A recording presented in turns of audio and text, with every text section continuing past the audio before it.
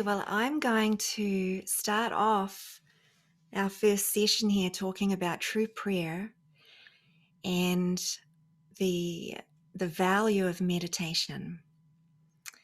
Um, and so I'll just see how long that goes for. I also have a piece from the course that I'm going to read on true prayer from the Song of Prayer. And then I will lead us into a guided meditation where we'll be in silence for 20 minutes. And then we will flow from there. But what I'd like to invite you into for this whole session is a direction for your mind. It's an inward direction for our mind. So whether you're listening to me speaking or whether we go into the silence, it's all the same. And this is the goal of meditation, is to come into a consistent experience where you're never not aware of the stillness in the mind, and we're never not turning the direction of our listening and our asking and our thoughts towards the Holy Spirit in the mind. So that's the context for the whole session. And so you're welcome to just close your eyes if you want to now, or keep them open. You're welcome to take notes, just whatever feels like it's supporting you to receive and allow your attention to be towards just inner listening and receiving. It's a direction of trust that the Holy Spirit is going to bring to me what I need. I don't need to try or effort to get anything, including to understand. I don't need to try to understand or get it right in any way, including meditation. So I'm going to start off with reading this piece on true prayer.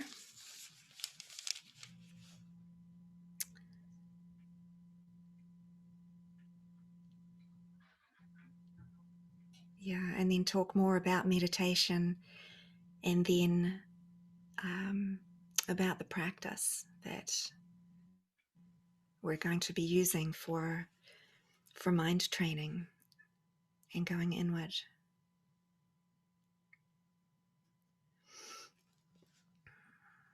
So this is the very beginning of the Song of Prayer. Prayer introduction. Prayer is the greatest gift with which God blessed his Son at his creation. It was then what it is to become. The single voice, creator and creation share. The song the Son sings to the Father, who returns the thanks it offers him unto the Son. Endless the harmony, and endless too the joyous concord of the love they give forever to each other. And in this, creation is extended. God gives thanks to his extension in his Son.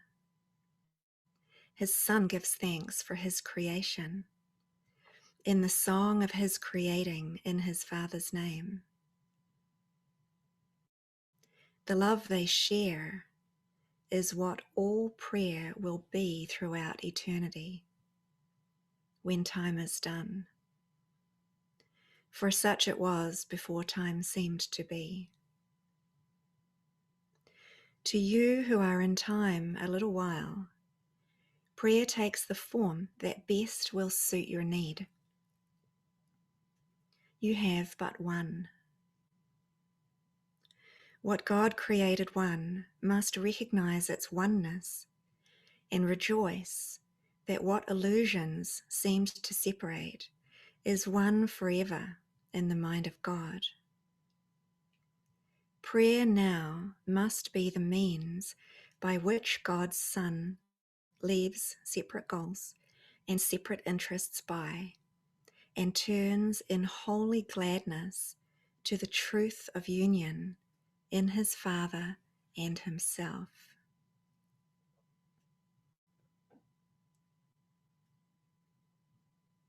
Lay down your dreams, you holy Son of God, and rising up as God created you, dispense with idols and remember him. Prayer will sustain you now and bless you as you lift your heart to him in rising song that reaches higher and then higher still, until both high and low have disappeared. Faith in your goal will grow and hold you up as you ascend the shining stairway to the lawns of heaven and the gate of peace. For this is prayer, and here salvation is. This is the way. It is God's gift to you.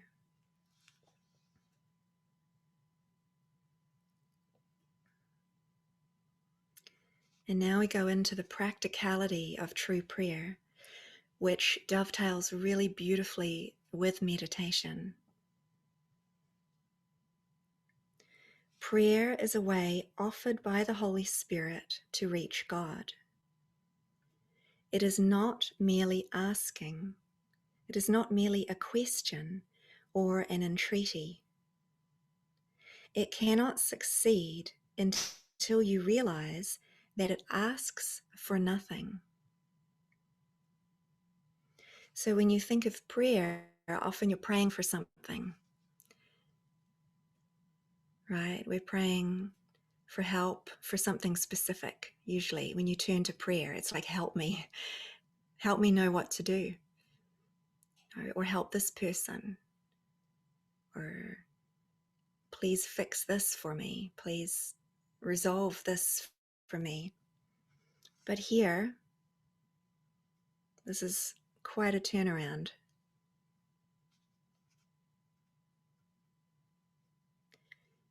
Prayer cannot succeed until you realize that it asks for nothing. How else could it serve its purpose? It is impossible to pray for idols and hope to reach God. True prayer must avoid the pitfall of asking to entreat. Ask rather to receive what is already given, to accept what is already there.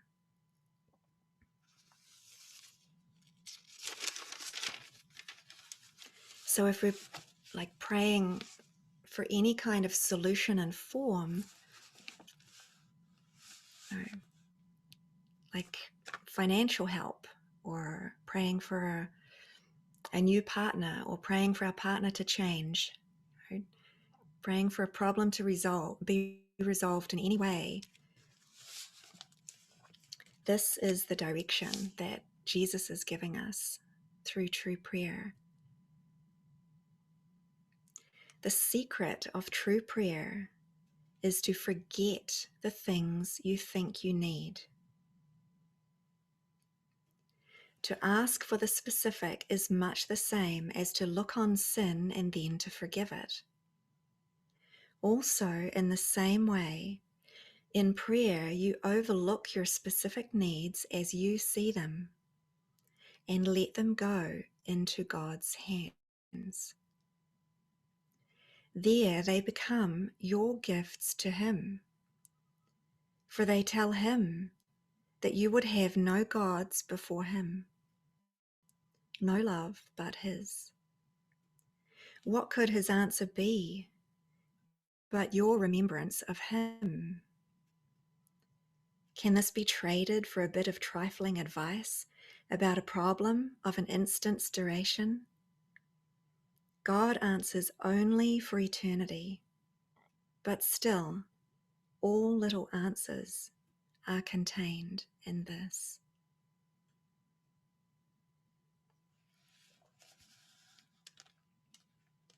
Prayer is a stepping aside, a letting go, a quiet time of listening and loving.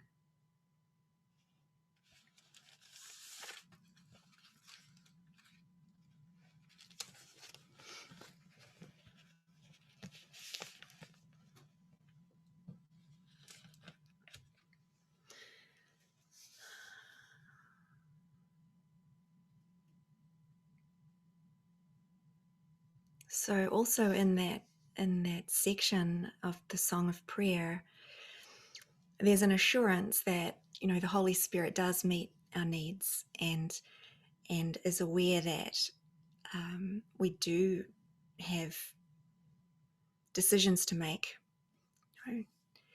And he says that they will all be taken care of. All of the decisions that we need to make and the questions that we have and the needs that we have, they will all be met by the Holy Spirit, and they will all be met through prayer.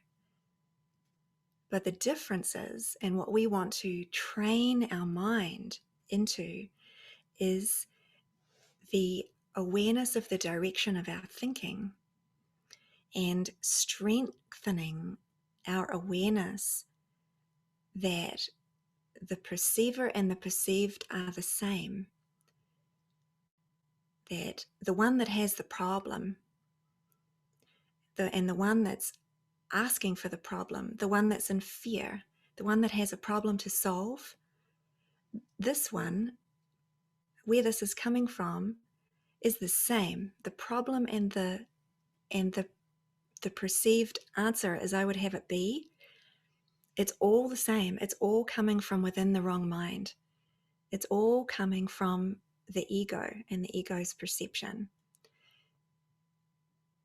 So the direction for us through true prayer is to allow it to arise. Of course, we don't want to suppress our thoughts or our fears or our concerns, but the direction is to give them to the Holy Spirit, put them in the hands of God, to give my thoughts, my fears, and therefore myself into the hands of God, to say instead, this is what I'm feeling, this is what I'm perceiving, and this is what I think the answer would be, and this is what I want you to give me so that I feel safe.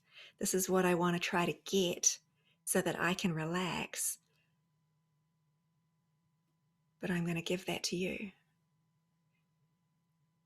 I'm going to give all of that to you so that my hands are empty.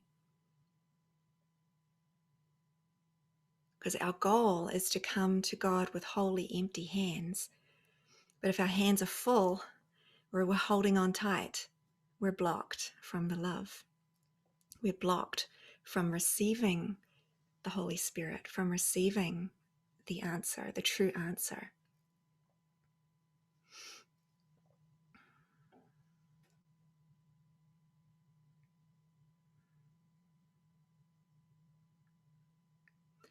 So prayer really becomes a way of life.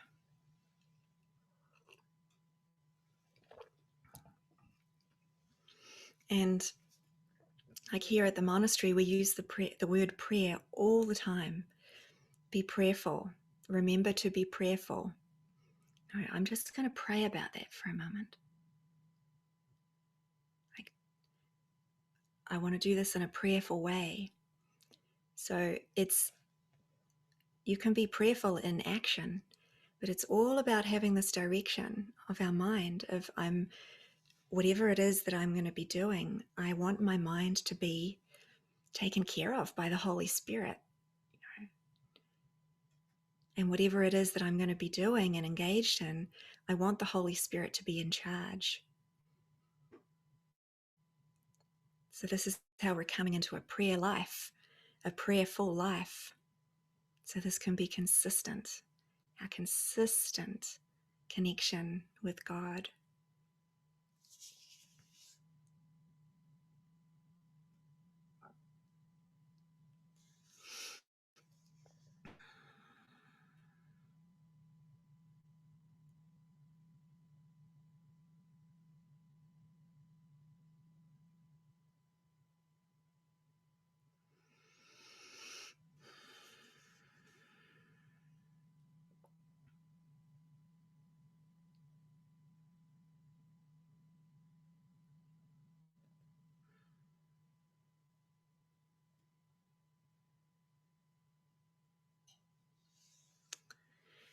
So then when it comes to mind training or meditation, they're actually the same.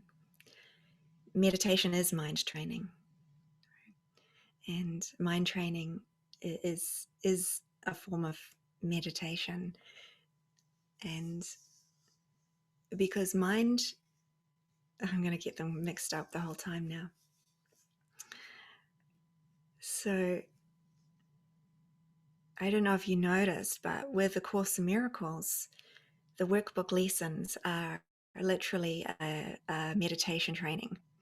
They're a mind training practice and they're a meditation training practice, where Jesus starts off with us with less than a minute a day. He says, just do this for 1 minute. And then he says, now watch your mind and watch your thoughts. And he increases the amount of time, but it's still less than 1 minute a day, once a day, and then a few days later, and then twice a day, but no more than 1 minute.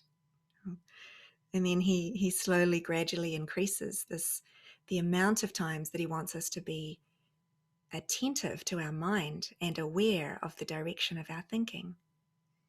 And then he increases it eventually, maybe 20 days later, to every half an hour. And then he starts increasing the length of time to 2 minutes. And then eventually, a little bit further down the line, maybe 2.5 months, I think, later, he's then asking us to drop in and be very aware of our thoughts and staying in one place for an increasing amount of time, up to half an hour. And so this first whole phase of the workbook is about watching our thoughts and learning of the direction of our thinking, and having this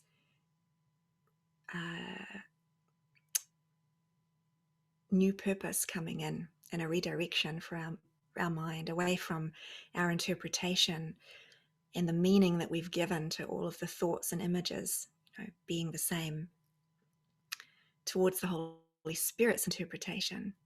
And then, of course, the later part of the workbook is where he's having us drop more and more into meditation, into the stillness. And then there's a point where he says there will be no more specific guidance given.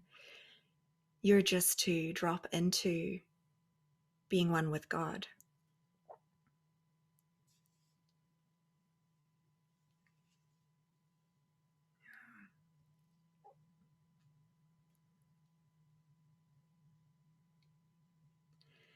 And as we know, it's a training. It is a training because the mind is addicted to wandering. The mind is addicted to leaving. It's used to avoidance, and it's terrified of stillness. It's terrified of love, which is only found in the depth of the present moment. And so the mind is always afraid of dropping into the depth of the present moment. So that's why meditation practice or mind training is so important, because we're, instead of just following the thoughts, whether we're playing them out in form and we're just moving in automatic pilot, we're in the doer identity of being a body, being a person, mindless, just running on our past conditioning and the way that we do things, which is just based on past experience. Or we're actually being still, but the mind is still doing the same thing. The training is to catch this, is to notice and to let go. That's our training. It's simply to let go. It's to surrender. It's to be willing to stop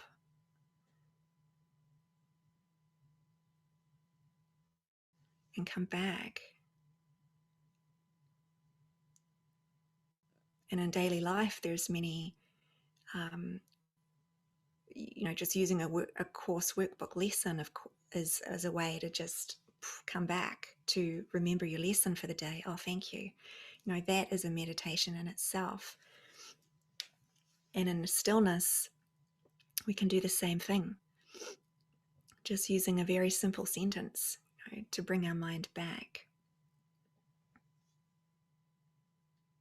But this training is so valuable.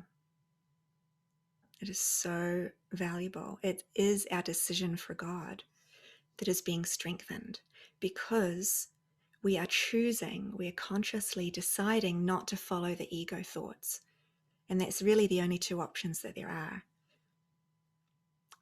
ego or spirit. So every time I'm choosing to let go of the ego thoughts, let go of the pattern, let go of the direction of thinking that's taking me away from this moment, I am literally deciding for God.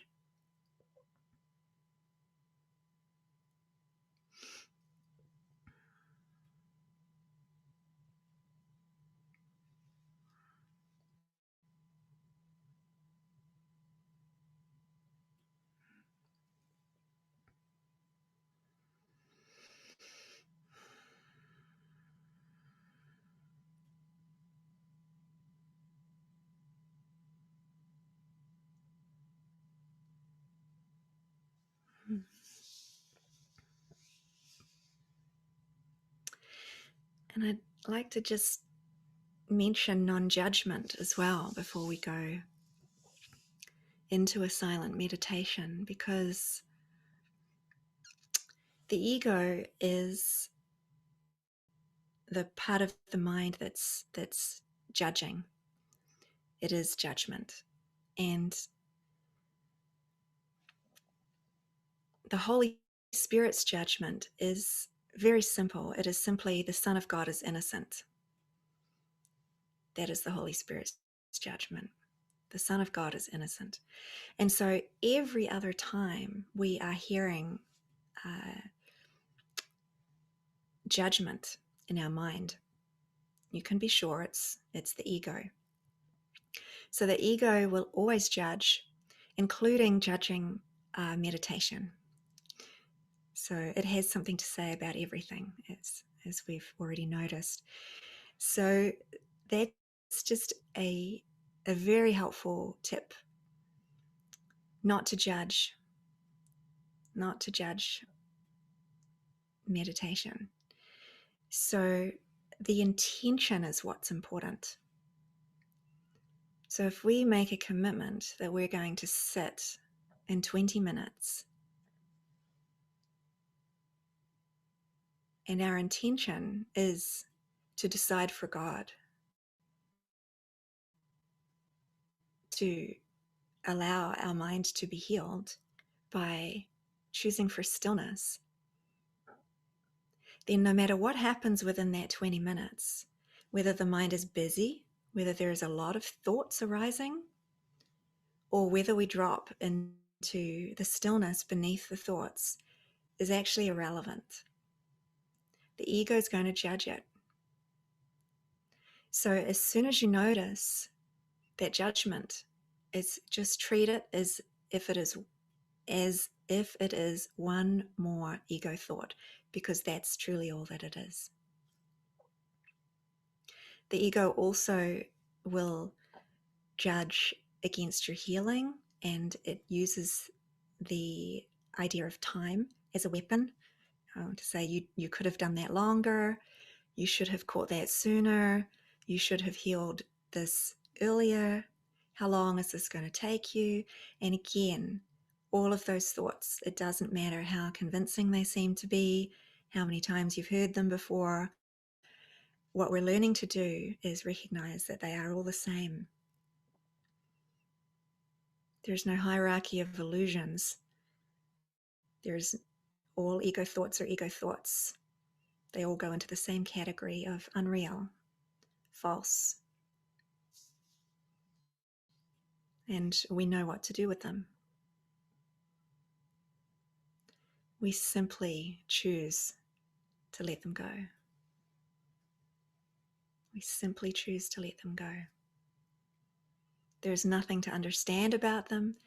There is nothing to do with them. We don't have to try to convince ourselves they're not true. We don't have to try to prove or convince ourselves that we're innocent. The last thing we want to do is get into any kind of argument.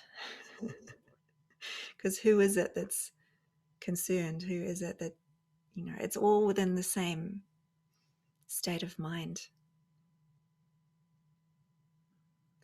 And the direction is simply to let go and choose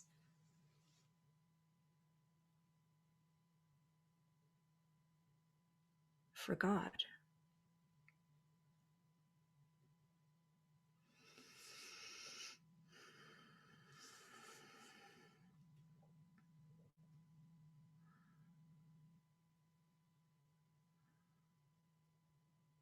So just sit so that you're comfortable. If there is any chance that any of your devices could ring or buzz, just be absolutely sure that they're all turned off.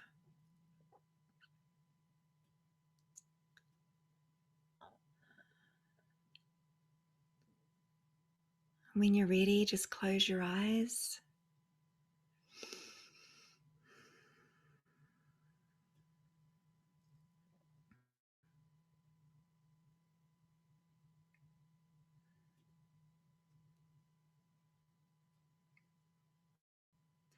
And our goal is simply to be present. Our goal is to be available for peace, to welcome the presence of God,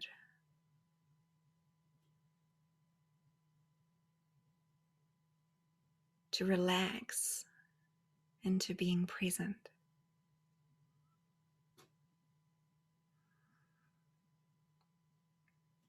to relax into being still.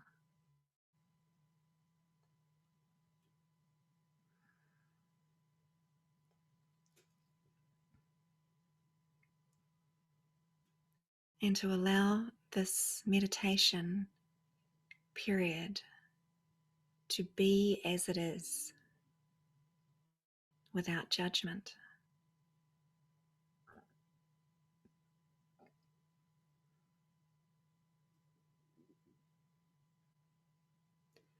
So if you notice thoughts arise, just allow them to arise, and then simply notice the thought and be willing to let it go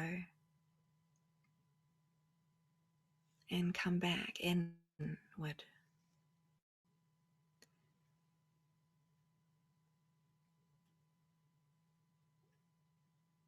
And we can use a simple sentence of I am here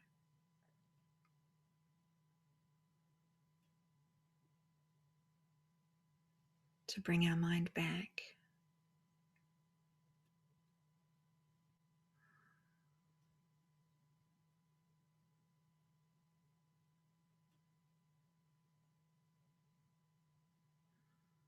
And just be and stay as long as you stay. And then if another thought arises, if you notice a body thought, a physical feeling, a sound, a story, something that seems very, very important, you just remembered, treat it all as the same. Just notice the thoughts and be willing to simply let them go.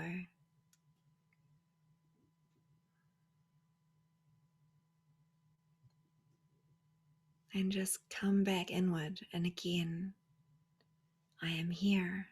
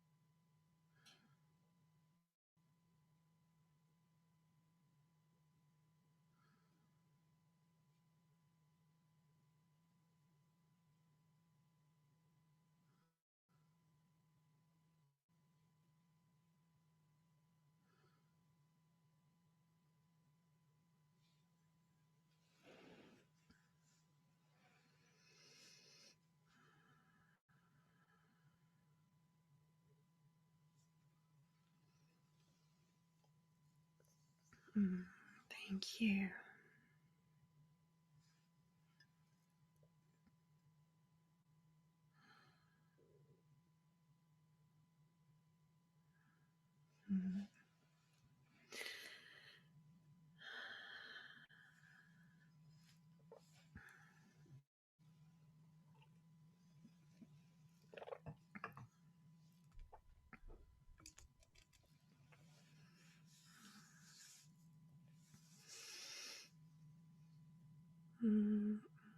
So I just feel to open it up if anyone would like to raise their hand. If you feel to share just what came to you, or just of the experience. And just again, a reminder just not to judge. Like, the truth of who we are is incapable of judgment. And so the one that is judging is simply what we're learning to let go of ever more consistently. So, Sylvie, yeah, go ahead. You can unmute yourself. Yeah, I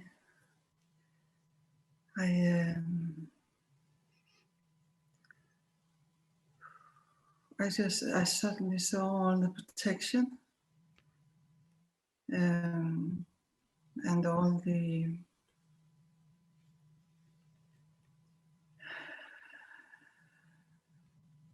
wanting to explain, make the thoughts give meaning. Felt like sometimes I was under attack. But that I really have this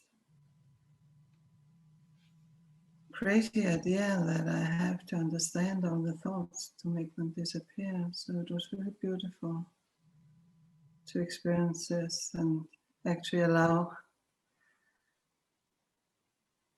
it just to be.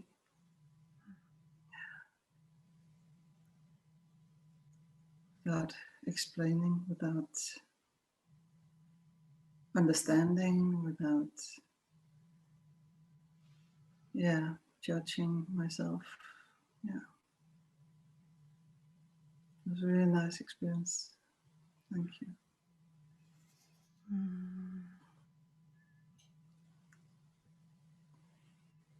Thank you. Thank you.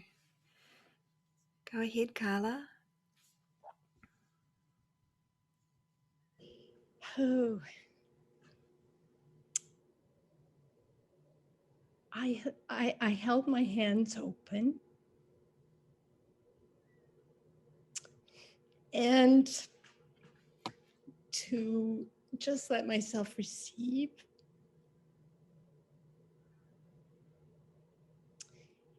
At one point, I think I nodded out, but then when I became awake again, I wasn't sure where I was. It was just like a blank place, which was fine.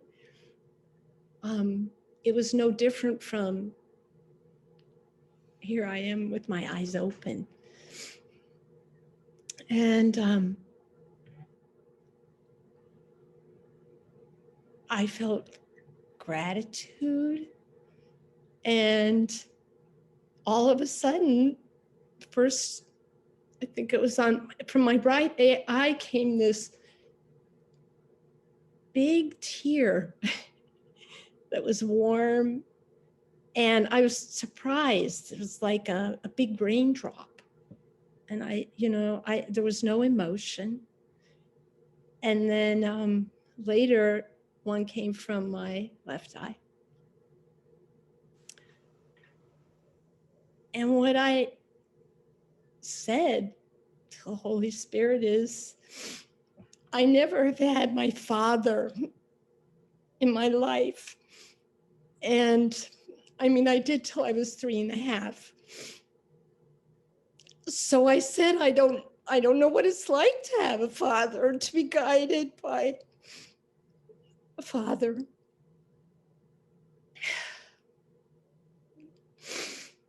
And I just remained open and admitted that there's a part of me that just feels desperate. And also a sense of gratitude. Because I realized today with the lesson, I'm on lesson 10, that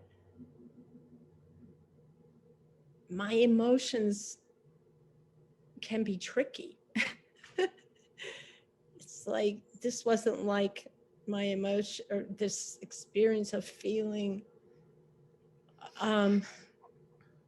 It was different. Mm-hmm. There wasn't anything attached to it. So I thank you. I feel like I'm a beginner on my way. Mm. Beautiful. Beautiful. Thank you, Carla. Mm-hmm.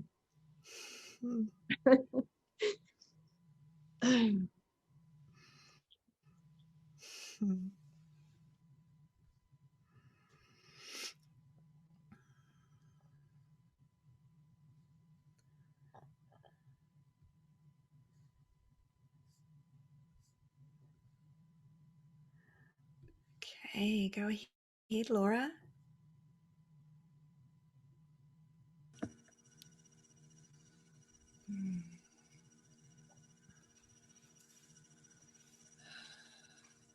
I had an experience similar to what Solveig said. It was just a wonderful experience of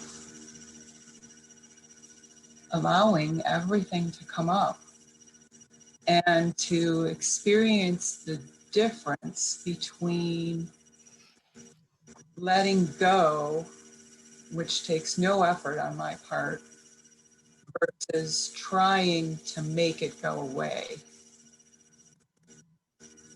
And I think I've experienced that before, but it was never so clear to me what the difference was. And I've always had this thing about journaling and feeling like I have to do something to be a part of the process. And it was really, phenomenal to just sit here and do nothing and just let it happen. Let whatever happens, happen. Allow and accept. So thank you.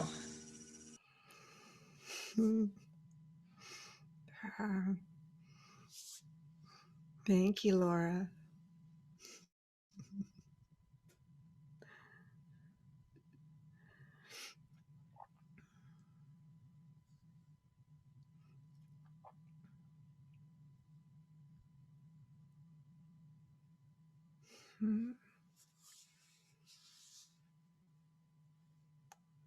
Oh, that's so wonderful. That's so wonderful. Just those shares of, you can feel the direction. The direction is allowing ourselves to be healed, truly allowing ourselves to be healed. And that's so much of our learning from Jesus. It's like who we are is already perfect. Who we are as the child of God is the stillness, is the peace, does not have a problem, and certainly does not have a problem to solve. And so forgiveness is about seeing the false as false and learning to watch this movement of thought. Watch the movement of thought that arises and wants to take us on a ride. and keep taking us away from ourself, our true self. Yeah.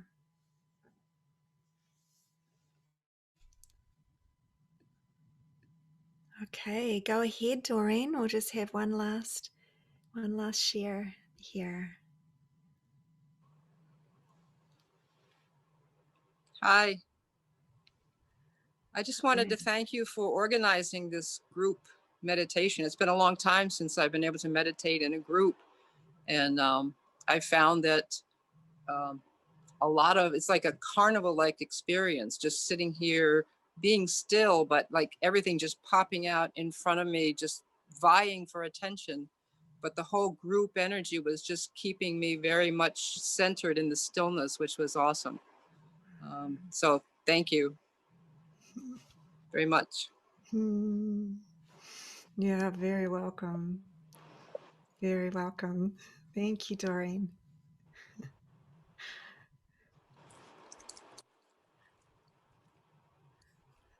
Oops, where are we?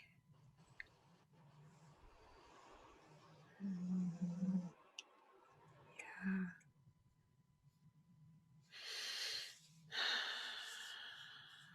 Oh, that's it. Yeah, that's it.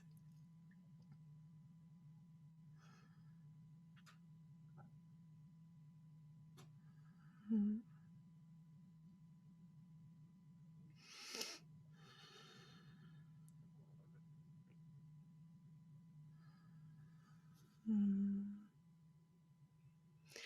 So there's just one note that I'm hearing just to end our session on, and that is that it's about giving. It's about giving. Prayer, as I read in that just very short piece, it's about giving to God, giving what it is that we have in our mind, giving myself, putting myself in the hands of God, giving myself to God. So prayer is a giving. It's about giving my time to the Holy Spirit, giving my attention to the Holy Spirit, and then giving everything that arises to the Holy Spirit so that I can give my decision. I can keep giving my decision. I decide for peace. I decide for God. I decide to be with you. As the opposite of getting, as you could hear, just even in the sharing, like our mind is so conditioned out of fear to get, wants to get safety. It wants to get understanding. That's the unhealed or the ego mind. Wants to get an experience, even get stillness out of meditation, get a deep experience, get a mystical experience. So we're learning to give. We're just learning to give. We're surrendering the getting entirely, being willing to hold on to nothing, being willing to want nothing. I of myself can do nothing. I of myself can do nothing. I of myself can get nothing. But I can decide for God. I can choose the direction of my thinking. But that's not a getting. That's a surrender and then a decision that's being strengthened.